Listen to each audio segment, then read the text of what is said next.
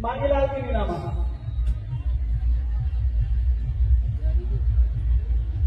आज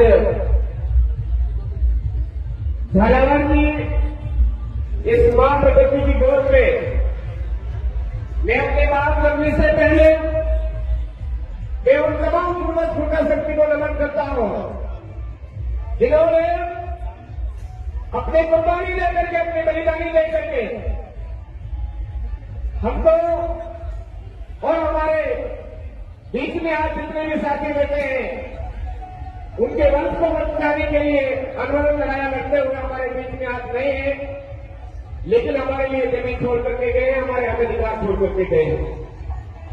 साथ ही आज के इस कार्यक्रम में हम जिनको श्रद्धांजलि देने के लिए उपस्थित हुए उन तमाम शहीद बच्चों को मैं नमन करता हूं, जोहार करता हूं। वो आज अपनी बलिदानी देकर के गए उस मुद्रा को एक कैदों पर बिठा करके गए, देश की सच्ची आवाज को एक कैदों पर बिठा करके चले गए हैं, हमारे बीच में नहीं, उनको भी नमन करता हूं। साथ ही आज इस कार्यक्रम में अपने दिल के अंदर सच्चाई का जज्बा रखने वाले उन तमाम नौजवानों नागरिकों को खूब खूब जोहार करता हूं कि आपने अपना अमूल्य समय निकाल करके इस न्याय महापंचायत में भाग लिया। साथियों, हम सबको थोड़ा सा यह अवगत होना चाहिए कि राजस्थान में जिस दिन से ये डबल इंजन सरकार करके भर्ती की सरकार बनी, उस दिन से राजस्थान में सारे काम उल्टे ही होते जा रहे हैं। सभी वर्ग परेशान है। आज किसान देखो जिधर जाओ जिधर परेशान है, बेरोजगार भाई देखो जिधर जाओ जिधर परेशान है, और पूरे राजस्थान के अंदर तो सरकारी व्यवस्थाओं के तहत बने हुए सरकारी भवन, केवल स्कूल की बात नहीं कर रहा हूं, तमाम सरकारी भवनों की बात कर रहा हूं। तमाम सरकारी भवन आज गिरने के मोड़ पर चल रहे हैं, तो कहीं न कहीं एक पत्नी वाला जो सीएम बन करके आया है, यही तो करे कुछ उल्टा लेकर के तो नहीं आया है, ये हम सबको सोचने की जरूरत है। साथियों, आज हम इतने बड़े हो गए हैं, इतने समय से देख रहे हैं कि देश आजाद हुआ 76 साल हो चुके हैं, किसी भी नेता का कोई बच्चा कभी नहीं मरा है, किसी भी बिल्डिंग बनाने वाले कर्मचारी का बच्चा नहीं मरा है,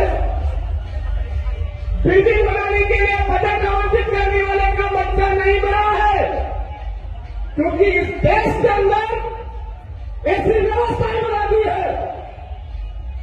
जो पूर्वज गुर्गे जिन्होंने देश आजाद किया, बलिदानियां दी, उनका सपना यह नहीं था, उनका सपना था कि हमारी आने वाली पीढ़ियां इन गोरे देशों से आजाद होकर के इनकी सांस ले, उनको अच्छी शिक्षा मिले, अच्छा स्वास्थ्य मिले, अच्छी संख्या अवेलेबल हो, सारी चीजें सुख सुविधा वाले अवेलेबल हो, यह सोच करके उन्होंने बलिदानियां दी थी। लेकिन आज की तारीख में देखिए, स्मार्ट मीटर की योजना चलाई जा रही है। स्मार्ट मीटर की योजना किसके लिए चलाई जा रही है? उन पूंजीपति गरीबों के लिए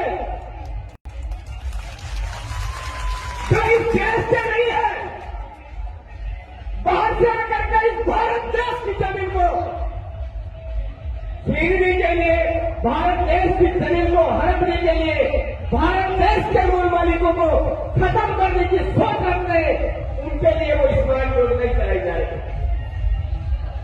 अरे आप चाहते हैं इस भारत देश को आगे बढ़ाना, विश्व गुरु के रूप में देखना चाहते हो, तो ये जितनी भी शिक्षा व्यवस्था है, इस शिक्षा व्यवस्था को बदलिए। ये प्राइवेट और सरकारी ये भेद खत्म करिए। एक प्राइम मिनिस्टर का जो बच्चा, उसके बच्चे की क्या होगा, गलत बोल दिया हालांकि मैंने, लेकिन एक प्राइम मिनिस्टर का बच्चा जो किताब पढ़ता है वो हमारे कर्म का गरीब का बच्चा भी वही किताब पढ़े, तब जाकर के हम माने का आप क्या समानता लेकर के आ रहे हैं। आज की डेट में सीएम का बच्चा, आज की डेट में मंत्री का बेटा जो किताबें पढ़ रहा है वो यहाँ पर गरीब का बच्चा पढ़ना चाहिए। लेकिन कर क्या रखा है, टूटे जर्जर भवन हमारे जनता को दे रखे हैं सरकारी विद्यालयों के नाम पर, सरकारी ऑफिसों के नाम पर। आपके यहाँ पर हम सरकारी विद्यालय गिरा और लोग बच्चे शहीद हुए। हमारे पीपलपुर के अंदर एक मंदिर बाग का भवन बना हुआ था, वहां पर बारिश आई, बच्चे जाकर के वहां खड़े हुए, छत गिरी और बच्चे दोनों के दोनों दफ्तर के बंद हुए, हाल से बढ़ गए। वो खबर उजागर नहीं होनी थी तो बुरे हाथ छोड़े। एक हमारे जो ट्राइबल मिनिस्टर है राजस्थान के, वहां पर छत गिरी और बच्चे खत्म हो गए, ऐसा वो भी उजागर नहीं होने दे रहे हैं। तो हम सबको ये आवाज बुलंद करनी होगी कि अगर बच्चे पढ़ेंगे तो चाहे सरकारी हो चाहे प्राइवेट हो, सबको एक समान व्यवस्था है, समान किताबें, समान सुविधाएं उपलब्ध होनी चाहिए। एक कलेक्टर का बच्चा अगर प्राइवेट में जो सुविधाएं अवेलेबल है और उसकी सुविधाएं भोग देना, वही काम सरकारी के अंदर भी भोगना चाहिए। वो जो कुछ करना है वही काम यहाँ भी करना चाहिए। ऐसे नहीं चलेगा कि भवन तो अच्छा बना दिया, टीचर अवेलेबल नहीं है, टीचर अवेलेबल है तो भवन अच्छे नहीं है, चिकित्सा व्यवस्था में भी यही चल रहा है।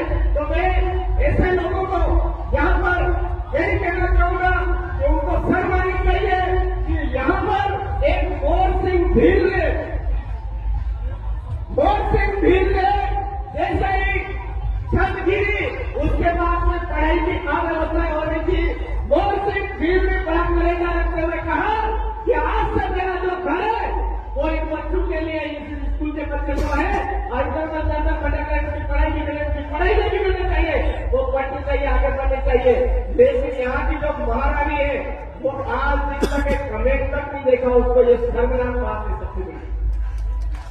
सैल्यूट करना चाहिए मोर सिंह भील जी जिन्होंने अपना घर, दूसरे भी घर, बच्चों की पढ़ाई को आगे व्यवस्थित करने के लिए किया।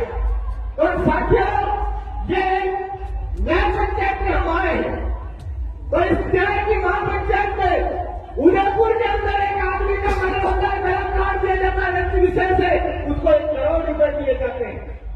तो यहाँ पर सरकार ने हत्या की है, वहां पर व्यक्ति ने हत्या की थी, यहाँ पर सरकार ने हत्या की है।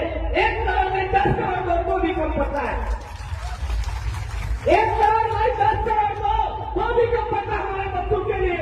हत्यारी सरकार है, बिल्डिंग आपकी है तो आप हत्यारे हुए। आप एक इमाम से पूंजीपति लोग दुर्घटना के शिकार होते हैं, वहां पर करोड़ रुपए दे रहे हो, तो यहाँ पर इन बच्चों के साथ में न्याय की नहीं, क्योंकि ये देश के मूल मालिक का बच्चा, इसलिए वो अन्याय कर रहे हैं साथ।